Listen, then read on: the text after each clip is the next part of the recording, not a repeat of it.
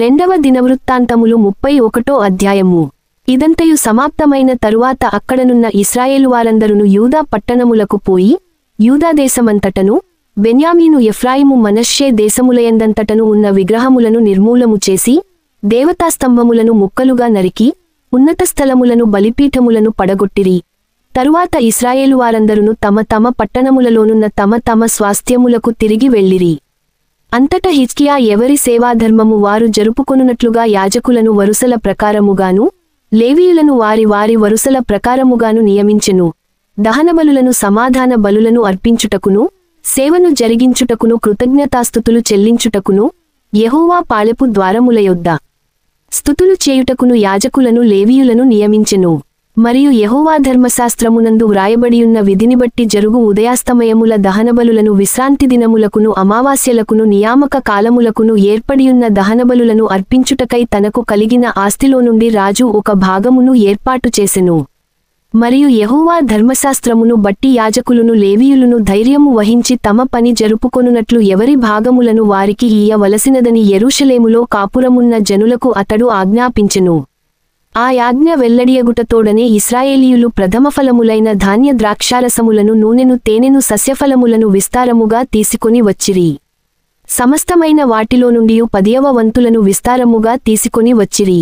యూదా పట్టణములలో కాపురమున్న ఇశ్రాయేలు వారును యూదా వారును ఎద్దులలోను గొర్రెలలోను 10వ వంతును, తమ దేవుడైన యెహోవాకు ప్రతిష్ఠితములైన వస్తువులలో 10వ వంతును తీసుకొని వచ్చి కుప్పలుగా కూర్చిరి. వారు 3వ మాసమందు కుప్పలువేయ నారంభించి 7వ మాసమందు ముగించిరి. హిజ్కియాయును అధిపతులును వచ్చి ఆ కుప్పలను చూచి యెహోవాను స్తుతించి ఆయన జనులైన ఇశ్రాయేలీయులను దీవించిరి. హిజ్కియా ఆ కుప్పలను గూర్చి యాజకులను లేవీయులను ఆలోచన ఎడిగినందుకు సాదోకు సంతతివాడును ప్రధానయాజకుడునగు అజర్యా, యెహోవా మందిరములోనికి జనులు కానుకలను తెచ్చుట మొదలుపెట్టినప్పటి నుండి మేము సమృద్ధిగా భోజనము చేసినను చాలా మిగులుచున్నది. యెహోవా తన జనులను ఆశీర్వదించినందున ఇంత గొప్పరాశి మిగిలినదని రాజుతోననగా, హిజ్కియా యెహోవా మందిరములో కొట్లను సిద్ధపరచవలసినదని ఆజ్ఞ ఇచ్చెను. వారు వాటిని సిద్ధపరచి ఏమియో అపహరింపకుండా కానుకలను 10వ భాగములను ప్రతి అష్టితములుగా తేబడిన వస్తువులను లోపల చేర్చిరి.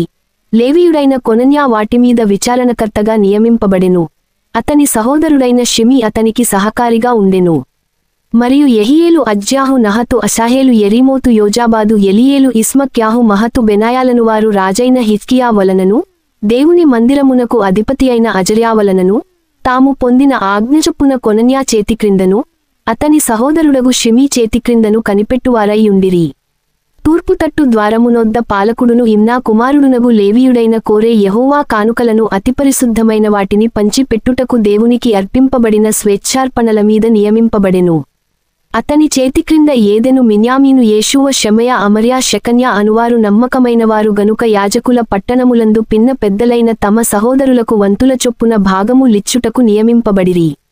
ఇదియుగాక గోత్రములలో 3 సంవత్సరములు మొదలుకొని అంతకు పైవయస్సు గలవారై జనసంఖ్య సరిచూడబడిన మగవారికందరికిని, వంతుల చొప్పున సేవచేయుటకై ప్రతిదినము యెహోవా మందిరములోనికి వచ్చువారందరికిని, 20 సంవత్సరములు మొదలుకొని అంతకు పైవయస్సు గలవారై వంతుల చొప్పున సేవచేయుటకు తమ తమ పితరుల వంశముల చొప్పున యాజకులలో సరిచూడబడిన లేవీయులకు, అనగా నమ్మకమైనవారై తమ్మును ప్రతిష్ఠించుకొనిన లేవీయులకును, తమ పిల్లలతోను భార్యలతోను కుమారులతోను కుమార్తెలతోను సమాజమంతటను సరిచూడబడిన వారికిని, ఆయా పట్టణములకు చేరిన గ్రామములలోనున్న అహరోను వంశస్థులైన యాజకులకును వంతులు ఏర్పరచుటకు వారు నియమింపబడి యుండిరి.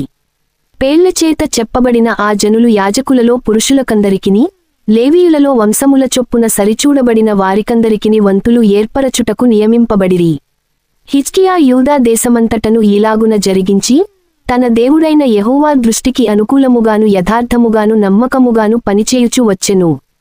తన దేవుని ఆశ్రయించుటకై దేవుని మందిర సేవ విషయమందేమి ధర్మశాస్త్ర విషయమందేమి ధర్మమంతటి విషయమందేమి తాను ఆరంభించిన ప్రతి పని అతడు హృదయపూర్వకముగా జరిగించి వర్ధిల్లెను.